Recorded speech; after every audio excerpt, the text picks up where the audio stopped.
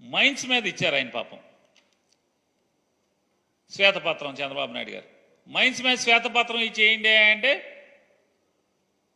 చంద్రబాబు నాయుడు గారు 5 ఏళ్లలో కంటే కూడా జగన్మోహన్ రెడ్డి గారు 5 ఏళ్లలోనే మైన్స్ మీద ఆంధ్రప్రదేశ్ రాష్ట్రానికి రాబడి గట్టిగా వచ్చింది.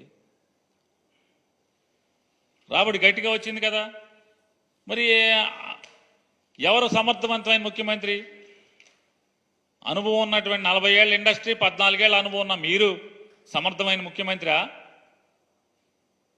కానీ మైన్స్లో మీకంటే 2-3 రెట్లు ఎక్కువ ఆంధ్రప్రదేశ్ రాష్ట్ర ప్రభుత్వానికి ఆదాయం ఎక్కువ వనకూర్చినటువంటి జగన్మోహన్ రెడ్డి సమర్థుడైన ముఖ్యమంత్రి? ఎవరు సమర్థుడు? ఇవాళ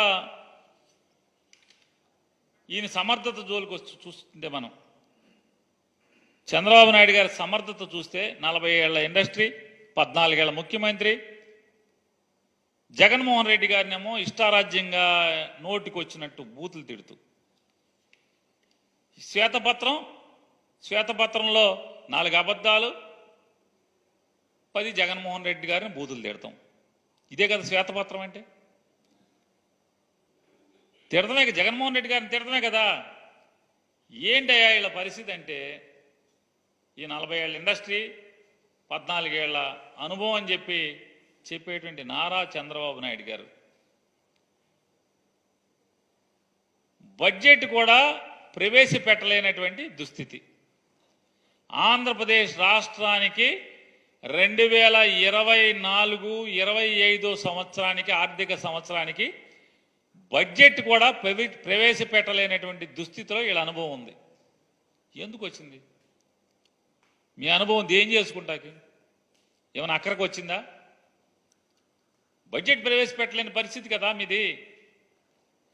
2019లో మే 30వ తారీఖున జగన్మోహన్ రెడ్డి గారు ఒక్కడే ప్రమాణ స్వీకారం చేసి, జూన్ 8వ తారీఖున జగన్మోహన్ రెడ్డి గారి ప్రభుత్వం మంత్రులందరూ కూడా ప్రమాణ స్వీకారం చేసి, అంటే జూన్ 8వ తారీఖున జగన్మోహన్ రెడ్డి గారు మంత్రివర్గ ప్రమాణ స్వీకారం చేస్తే, మే 30న జగన్మోహన్ రెడ్డి గారు ముఖ్యమంత్రిగా ప్రమాణ స్వీకారం చేస్తే, జూలై 12వ తారీఖున అసెంబ్లీలో బడ్జెట్ ప్రవేశపెట్టాడు కదా. జగన్మోహన్ రెడ్డి గారికి ఏం అనుభవం లేదు కదా. అనుభవం లేకపోయినా ప్రవేశపెట్టారు. ఆ రోజు ఇవాళ ఎన్నికల ముందేమో డబ్బులు ఎక్కడి నుంచి వస్తాయి, జగన్మోహన్ రెడ్డి గారి కన్నా ఎక్కువ హామీలు ఇస్తున్నారు కదా, ఆయన ఉన్నప్పుడేమో శ్రీలంక అయిపోద్దని చెప్పారు కదా, ఈ హామీలు ఎక్కడి నుంచి వస్తాయి అంటే సంపద సృష్టిస్తాం, సంపద సృష్టించి ఆ సంపద ద్వారా మేము జనాలకి మేము ఇచ్చిన హామీలు నెరవేరుస్తామని చెప్పినటువంటి వాళ్ళు ఇవాళ రోజు మంత్రులకి, ఆయన క్యాబినెట్లో కూడా ఇవాళ చెప్తున్నా అంట, అందరికీ చెప్పండి ప్రజలకి డబ్బులు లేవు, ఖజానాలో డబ్బులు లేవు అని చెప్పని. ఇది కూడా మోసమే. ఈ సంవత్సరం జూన్ 12వ తారీఖున చంద్రబాబు నాయుడు గారు ముఖ్యమంత్రిగా ప్రమాణ స్వీకారం చేసేటువంటి 2 రోజులు 48 గంటల ముందు కేంద్ర ప్రభుత్వం నుంచి డబల్ డెవల్యూషన్ ద్వారా 5,600 కోట్ల చిల్లర రూపాయల డబ్బులు ఆంధ్రప్రదేశ్ రాష్ట్ర ఖజానాలోకి వచ్చి పడిన మాట వాస్తవమా కాదా? అంటే జూన్ 12వ తారీఖున చంద్రబాబు నాయుడు గారు ఆయన ప్రభుత్వం మంత్రిమండలి కలిసి ప్రమాణ స్వీకారం చేస్తే, ప్రభుత్వం ఏర్పాటైతే అప్పటికి 48 గంటల ముందు 5,600 చిల్లర కోట్ల రూపాయలు డబల్ డెవల్యూషన్ ద్వారా కేంద్ర ప్రభుత్వం నుంచి ఈ రాష్ట్రానికి రావాల్సినటువంటి నిధులు వచ్చి జమ అయినాయి కదా. ఎలా వచ్చినాయి డబల్ డెవల్యూషన్ ద్వారా అంటే, గడచిన ప్రభుత్వం అంతకు ముందు సంవత్సరం ఏప్రిల్ 1వ తారీఖు నుంచి మార్చి 31వ తారీఖు దాకా వసూలు చేసినటువంటి రెవెన్యూ వసూళ్లలో కేంద్ర ప్రభుత్వం దగ్గర జమ అయితే, ఆ జమ అయినటువంటి వాటిల్లో రాష్ట్ర జనాభా దామాషా మేరకు కేంద్ర ప్రభుత్వం పంపించాల్సినటువంటి డబ్బులు, అంటే జగన్మోహన్ రెడ్డి గారి ప్రభుత్వం సంపాదించినటువంటి డబ్బులు 5,600 కోట్ల రూపాయలు కేంద్ర ప్రభుత్వం నుంచి ఆంధ్రప్రదేశ్ రాష్ట్ర ఖజానాలోకి వచ్చి పడినాయి. కానీ 2019 మే 30న జగన్మోహన్ రెడ్డి గారు ప్రమాణ స్వీకారం చేసే రోజుకి ఏంటయ్యా ఆంధ్రప్రదేశ్ రాష్ట్ర ఖజానా చంద్రబాబు నాయుడు గారు ఇచ్చెళ్ళిందే అంటే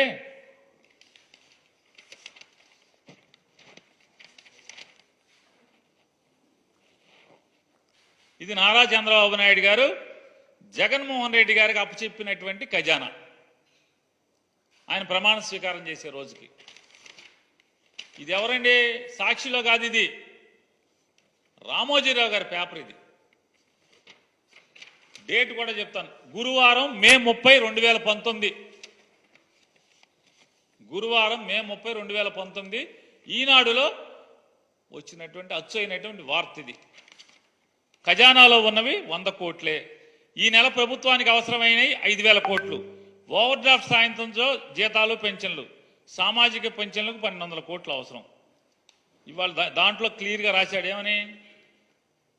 ఆల్రెడీ రాష్ట్ర ప్రభుత్వం పసుపు కుంకానికి, అన్నదాత సుఖీభావకి చెల్లింపులకు ఎన్నికల ముందు ప్రాధాన్యం ఇవ్వడం, కొన్ని బ్యాంకుల నుంచి రుణ సమీకరణ నాటి ప్రభుత్వ ప్రయత్నించా ఫలితం లేకపోవడంతో బహిరంగ మార్కెట్లో రుణ మొత్తాలను ఈ పథకాల కోసం మళ్లించారు.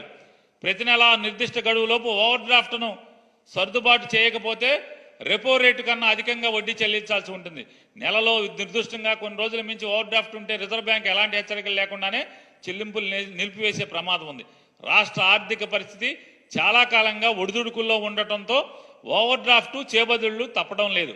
నిజానికి బడ్జెట్కు అనుగుణంగానే ఖర్చులకు పరిమితమై ఉంటే ఈ పరిస్థితి వచ్చి ఉండేది కాదని, కిందటి ఆర్థిక సంవత్సరం చివరిలో ప్రభుత్వం సామాజిక సంక్షేమం కోసం తీసుకువచ్చిన కొత్త పథకాల భారం వల్ల ఆర్థిక పరిస్థితి ఇబ్బందుల్లో పడిందని ఆర్థిక శాఖ అధికారులు చెప్తున్నారు.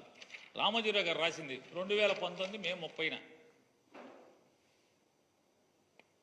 ఇది మన భాగోతం చంద్రబాబు నాయుడు గారు. మన 40 ఏళ్ల ఇండస్ట్రీ. ఇవాళ జగన్మోహన్ రెడ్డి గారు, అనుభవం లేనటువంటి ముఖ్యమంత్రిగా 5 ఏళ్లు పనిచేసినటువంటి జగన్మోహన్ రెడ్డి గారు చంద్రబాబు నాయుడు గారు ప్రమాణ స్వీకారం చేసే 48 గంటల ముందు 5,655.72 కోట్ల రూపాయలు ఇవాళ జమ అయినాయి. మరి ఎవరు పనోడు, ఎవరు సమర్థుడు, ఎవరు అసమర్థుడు? ఇవాళ బడ్జెట్ ఎందుకు ప్రవేశపెట్టలేదు మీరు? కొంతమంది ఏమో ఓటాన్ అకౌంట్ అంటారు, కొంతమంది ఏమో ఆర్డినెన్స్ అంటారు. ఈలోపు ఒక ఆయనేమో మీ పాత ఆర్థిక శాఖ మంత్రి ఒక ఆయన ఉన్నాడు, యనమల రామకృష్ణుడు గారు. ఆయన ఇదే తారీఖున జగన్మోహన్ రెడ్డి గారు ప్రమాణ స్వీకారం చేసిన రోజు ఆయన చెప్పాడు, ఈడికి అప్పులు ఎవడిస్తాడే, అసలు మామూలుగా అందిన కాడికి అందన కాడికి మొత్తం అప్పులు మేమే చేసేసాం, వీడికి రూపాయి అప్పు ఇచ్చేవాళ్ళు ఎవడో లేడని చెప్పారు. రిజర్వ్ బ్యాంకుకి దీంట్లో కూడా రాశారు. రిజర్వ్ బ్యాంకుకి కాగితం ఇచ్చారు, మళ్ళీ వచ్చే నెలలో మేము అప్పుకు రాము అని కూడా రాసిచ్చారు. ఇన్ రైటింగ్ చంద్రబాబు నాయుడు గారి ప్రభుత్వం ఇన్ రైటింగ్ మేము మళ్ళీ అప్పుకు రాము అని కూడా రాసిచ్చినట్టుగా కూడా రామోజీరావు గారు కూడా చెప్పారు. అంటే జగన్ గారు ఎక్కేప్పటికీ ఎక్కిన నెలలో మేము అప్పుకు రామని చెప్పని ఆర్బీఐకి లెటర్ రాసి ఇచ్చేళ్ళారు చంద్రబాబు నాయుడు గారు. మరి ఇవాళ జగన్మోహన్ రెడ్డి గారు 5,655.72 కోట్ల రూపాయలు ఇవాళ ఆయన గల్లాపెట్లో ఇచ్చి మీకు అప్పచెప్తే ఇవాళ మీరు అర్థం కాని పరిస్థితి, కింద మీద అయ్యే పరిస్థితి. ఇవాళ 40 ఏళ్ల అనుభవం. ఎక్కంగానే ఒక ఆయన ఆర్థిక శాఖ ముఖ్య కార్యదర్శికి వేశారు. 19 రోజులకే ఆ శాఖ కార్యదర్శిని పీకేశావు, ఆర్థిక శాఖ కార్యదర్శి. ఏది చంద్రబాబు నాయుడు గారు మీ అనుభవం ఇదేనా?